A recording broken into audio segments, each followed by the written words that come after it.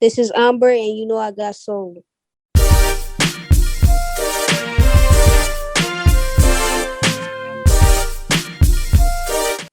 First of all, I just want to say congrats on a amazing project. Truly, is really amazing, and I think you've been seeing a lot of love from every angle. Yeah. Whether it's Thank other artists or no, of course, people on Instagram, whatever. And we interviewed you back in 2019 when you opened up the Lucky Day, and it's just nice to see that progress from then to now. So I'm curious what that journey has been since pre-pandemic with Pope to now with 3,000 Degrees. Um, I mean, for me, the journey is more just has been in myself, like confidence and just like being sure of myself, I guess. Mm. And I don't know, I guess it kind of reflects in the music now. Um, I don't know if that answers the question. No, that's good. That's good. I think I see that as well as from your artistry, and I could tell a lot of thought has went into this project in particular. So, I love the marketing behind it, just everything. So why don't you tell me what sparked the idea for 3,000 Degrees? How long did it take you to get everything together? Just, go over that a little bit. So the idea, well, the title came from Juvenile. And basically, like, Juvenile's first album was called 500 Degrees. 400 Degrees. And I wanted to like pay tribute to him in the city of New Orleans in a way, but I still wanted to kind of have my own identity within that. You know what I'm saying? And people called me like AMBRÉ 3000, like as a joke in a funny way, and I was like, I'm gonna flip that, and I'm gonna make it like 3,000 degrees. So that's how I got that title. And then as far as like the music, I had went home to New Orleans for like a month, like when the pandemic first happened.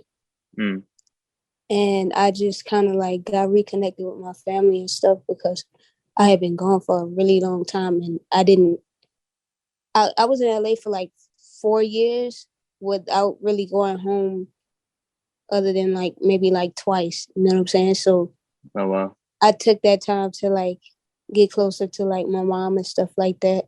And I think that's what really inspired the music and just the concept overall.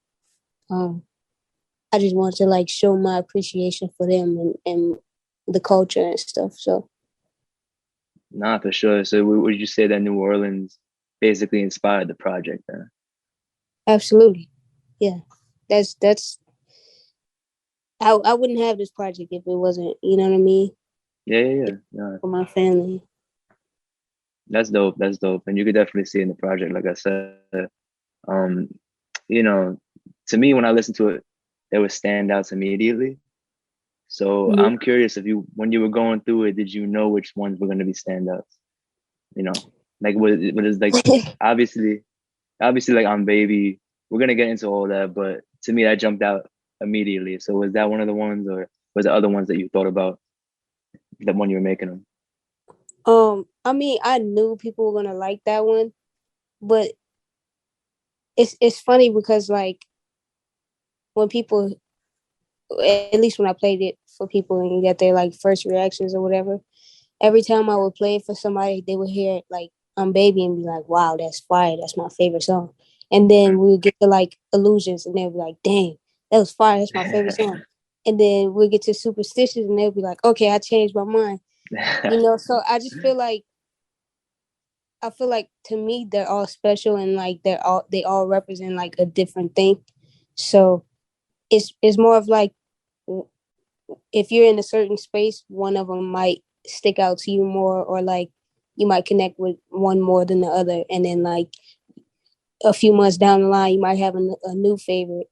And that was like that's my goal when creating like any project, is that like the music can grow on people and stand the test of time. And I think it definitely did. You know, one of the comments I was gonna make to you is it's a little off topic, but you know, I'm like right now music is kind of saturated. So much stuff is coming out. But I gotta admit, like your project has stuck with me. Like I'll wake up and I'm babies in my head. And that's like it's very rare now. It's rare nowadays, you know. Like so I gotta give you your flowers for that. That's And weird. Thank you. no problem. I was gonna jump into the favorites later, my personal favorites, but we kind of touched on it a little bit. So I'm gonna go and and say it exactly what you said. It's every 2 days or so, they're switching out. So I'm Baby and Superstitious have been on my top, and then I'm gonna give you top three. So like I'm Baby, Superstitious, and then 3P and Wildlife. Like they always fighting for each other. So I'm curious what your favorites are on the project, if you have any favorites. You know, I know it's like they're all like your children, but Yeah. I mean, like I said, every day it's like a different one. But for me right now, I would say Illusions, just because it's just so lit. Like crazy. I love the energy of that song. But tomorrow might be something different. Yeah, for sure. I mean, we're gonna talk about all the songs basically individually, but to jump back to the beginning, why don't you take us through production process? I checked the credits on Genius because I'm an old head, so I love checking credits, you know, CD type stuff. And I saw that you marked as a producer on some stuff. I know you're a self-taught guitarist, and I even saw that there's some string arrangements on there too. So I just want to know, like, what you like the songs that you worked on, especially the string arranging stuff. Like that was super interesting to me. So if you can explain a little bit of what you did, even the whole whole mindset, you know. So okay, I'm gonna start with Wildlife then.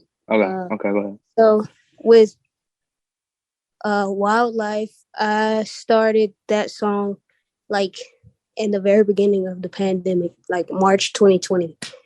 So literally like right in the thick of it.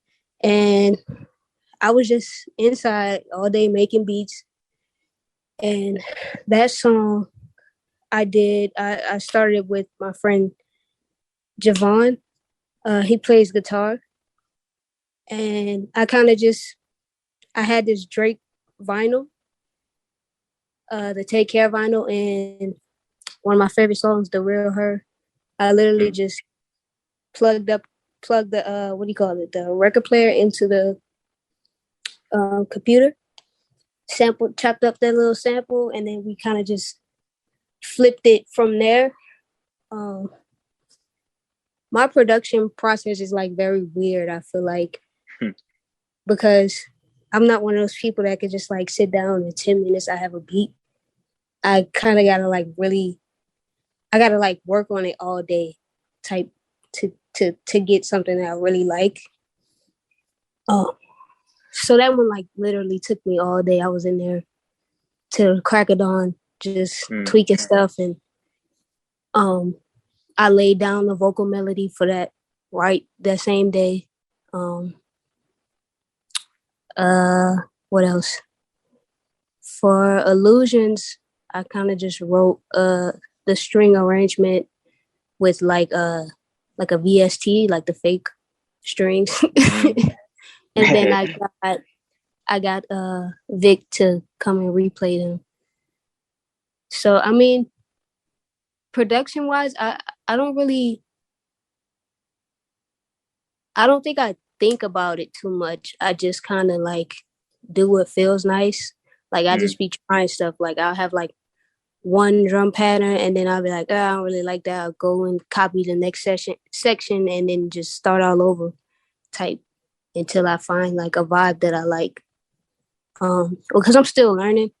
So when I hear something, I kind of got to just work it out until I find what I hear. Yeah, and I work with Louis Elastic super heavily on this project, production-wise. Towards the end of it, he kind of made my vision come to life on a lot of things. Just like, as far as like polishing everything, you know what I mean? Yeah. No, Yeah, that's so shout out to him. no, yeah, that's awesome. It's I was really curious about the whole string arrangement stuff because they sound beautiful. So Thank you. it's funny that you know transferred the VST to the real thing. Yeah, Um, I need the real deal. Like I could play you what I did and you'd be like, oh wow. It definitely sounds like it just sounds fake, but the idea is there. yeah. Um, let's talk about a little bit of that the sampling because I was gonna bring this up the Andre 3000. I noticed that you did it twice, so you kind of talked about it in the beginning with Mm-hmm. the AMBRÉ 3000. That's funny because I didn't put that together at all. So whoever came up with that, whoever came up with that, he's funny as hell. So, Thanks. um, yeah. So did you pick those samples in particular for the Andre 3000 thing? I mean, you kind of touched on the real her, but how about Party by Beyonce? Like, was there supposed to be a correlation between those two, or it just kind of happened that way? Um, so when I figured out the name for this project, when I figured out that I was gonna name it 3000 Degrees, I was like, I gotta use that like soundbite from Andre, like on Party, set the scene 3000 degrees. It just like I could not use it. Like it's just too Mm, perfect. You know what I'm saying? yeah, And that was another one that I made the beat for. Like I literally just took the song, chopped up that little vocal chop or whatever, and then I just did some like real like DJ scratchy type what's it called, like a record scratch, yeah. and then the drum made the drums knock a little bit. Um, I kind of wish that was like an actual song, but Yeah, I agree with you 1,000,000%. Like that was to me when I first heard that, and it was so short. Like I was a little mad. I was a little mad at you, I but even it know what to do definitely. on that. You know what? It honestly though, it feels like a nice centerpiece for the project. It's like Yeah. almost like a glue. So it's the way it came out. I think it's meant to be that way. But if it was a little longer, I wouldn't be mad. So, but, no, you Yeah. definitely you killed that part I too. I think of it as like a like a signature, right? So Mm, like after you finish writing your letter, gotta add your name at the bottom so people know it's you. That's I pretty like much that. what that is. I like that. I like that. So let's talk about a little bit of the collabs on this project. Hit a lot. Um, let's Jack James, he's killing R&B in my opinion. Facts. So how did that come together, you two? It's nothing, something I didn't expect, but something I'm like really really happy that it came through. So I met Jack. When did I meet him? I think at the beginning of 2021. Um, he was in LA for a few months, like recording and stuff, and we had like mutual friends. So we did a few sessions together, and we just kind of like became friends from there. Like we would like, hang out and stuff like that. And then when I was wrapping up my project, and I was like, I feel like I need like a male voice on this song. So I was just like, I'm gonna just send it to Jack and see how he feels. And then he was like, "Yo, I got you. I'm gonna send it." I don't know how to do the accent, but he's like, "I'm gonna send it. Oh, I got you. I'm gonna do this right now." And he sent it back like the next day or something like that. And I was just like, "Yeah, this is perfect." I didn't even have to tell him anything really. I just sent it to him, and he bodied it. Oh wow, Yeah. that's crazy. So I know that the music video just came out last week. Yeah. Why don't you talk about that a little bit? I know you're pretty involved with like the cinematics of like your stuff. So were you very involved with this? I know the choreography is going on. It's the dope video. It's a dope video. So Thank you. So the visuals for "I'm Baby" is a part of a longer story, right? mm, So we shot all the videos for this in New Orleans in like within a few days. Um, like all my family came out, all my friends. Um, and so for this visual, we were in this like really like vintage looking like Mm. almost like not a mansion, but like it was just like a cool ass spot. And the concept for it was to show like vulnerability. And for me, like I never like danced before in my videos, and I just felt like that was one of my ways of like showing myself being vulnerable, like doing something I'm like scared to do. You know what I'm saying? Mm. And kind of showing people a different side of me. Trusting my team and like trusting my fans to like accept me for no matter what happens. Like if I look goofy, they're gonna accept it, whatever me. You know what I'm saying?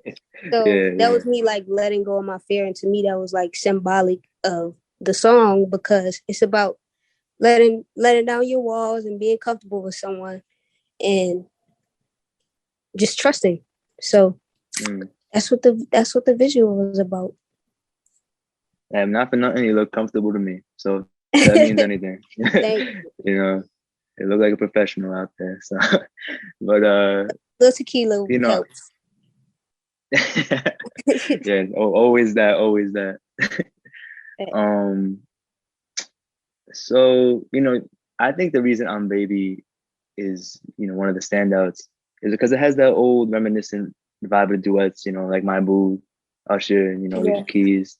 And I'm saying this because I actually caught your IG live last week, very like towards the end that you did with one of these other platforms. I know that you mentioned your inspirations are Brandy, Frank, Usher. There's a few others, but I wanted to talk about those specifically. Um, do you feel that? Well, how has each one of them influenced you? If you want, let's go with that. Like, pick Yeah. something from each one that you would take from them and that you see in yourself and your music.